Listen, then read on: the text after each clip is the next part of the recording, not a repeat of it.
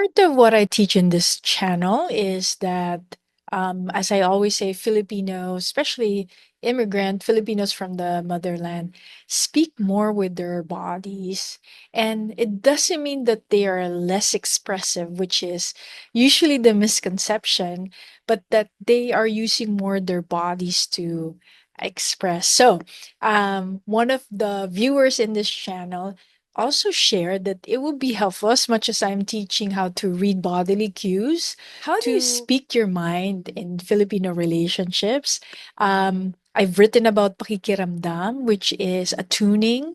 This is one of the Filipino core values that I think creates the most tension in Filipino relationships, especially whether you're in America, in diaspora, because it is completely opposite, almost opposite what is taught in the Western culture, which is using your words.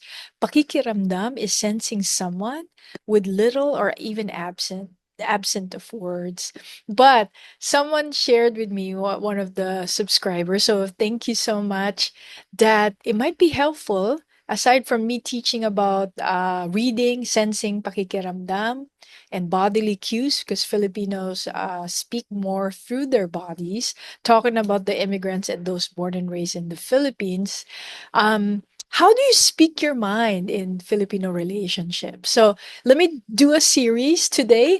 I am going to teach the strategy called stroke and kick. But before that, I think it's very important. Three things that you need to understand before just sharing about being more assertive in our communication. There's a difference in the Western way that we just assert ourselves versus I'm talking more if you have a partner that may be from the Philippines or you are talking to your mom, your tita. First of all, the Filipino culture is very high context. So it's very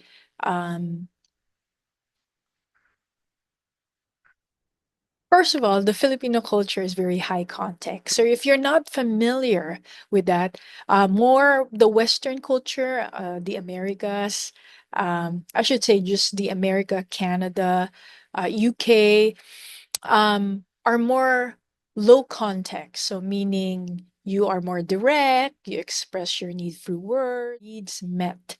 In a high context culture, there's a lot more implicit communication, bodily communication, which leads to the second point. There's more of a hierarchy that you have to read through. In many cultures, maybe they see elders, people in position, maybe teachers. There are certain cultures where if you're a teacher, even if you may be poor, it almost seemed like you can be more respected. Not to say that this is the same in many culture, but just to point out there are almost like a grading system. So there's a hierarchy. Also, the one that I just mentioned that you need to understand is many people, even in the West, we communicate more non-verbally. So there is research around that. I think 70, they say 80%. Who knows the really specific percentage? But all we know is we do communicate more using non-verbal cues, using our bodies. So why this is important to learn, to be able to speak our minds also in our Filipino relationships is because it causes a lot of miscommunication. I did this channel, my Pinoy Love Language podcast, listen to it if you haven't yet.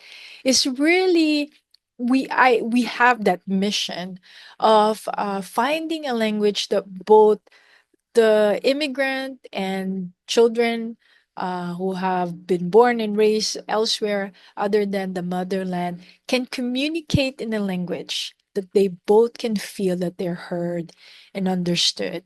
Again, the problem is we miscommunicate and then we get misinterpreted by the other and then we misunderstand. And so it just becomes this whole cycle and it's not favorable to us and to the collectives. I'm going to do a series, but this one, bear with me. This is coming from a place where you want to be effective rather than right. Now, I know that this strategy might irritate you because you might be thinking, why do I have to do that? But I'm coming from a place where I know that just a direct way of communicating might be met with such resistance. And so we want to be more effective rather than right. The first one is to stroke first before kicking. That's just a more light-hearted way that I teach when I do family therapy. When you have to say something to mom, for instance, you're not just going to go straight, especially if you have not talked to mom in a while. We always say if you want to say something to mom, call her first and then don't even tell her what you want to tell her or critique. Tell her first, say hello, see how she's doing. Then maybe when you call again the second or the third time.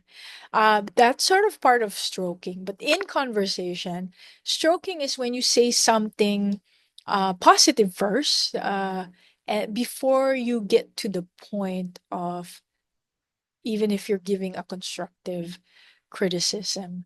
It allows the other person to listen, to be less resistant. But my advice is that if you don't have a good relationship with your mom, your tita, your ate, is that relationship first, connection first before strategy. Strategy meaning how do I talk to a person? You might talk to the professional, but it would all go to waste if you don't build on the connection. So stroking is just stroking, saying something positive. But in the bigger scheme, stroking is about remembering. I think this is one of the needs of the older Filipino. I mean, you don't even have to be older, just the immigrant. They want to be remembered. And if you just do a one shot of calling, they don't feel remembered.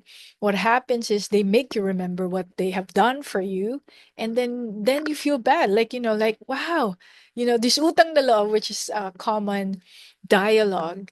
And I think that utang na loob can also be used negatively, but you want to ask yourself, have you been remembering your elders, your tita, and before you could say that something is negative about the utang na loob, which I digress. We're talking about stroking kick. It's kind of along those lines. So, stroke first before kicking. I just call it kicking, but it's really saying something that might be difficult for somebody to swallow. You're not really kicking, but it might feel like a kick to them. So it might be helpful to have some empathy, have some compassion, ready your own body. And next time, I'll talk about how imagination helps to help you heal, helps how to mend broken relationships. So stick around for the next session, if you will, how to speak your mind in Filipino relationships. This is Roanne de Samuel. So glad you stopped by. Licensed psychotherapist here in California. Ingat lagi. Sa ulitin. Bye.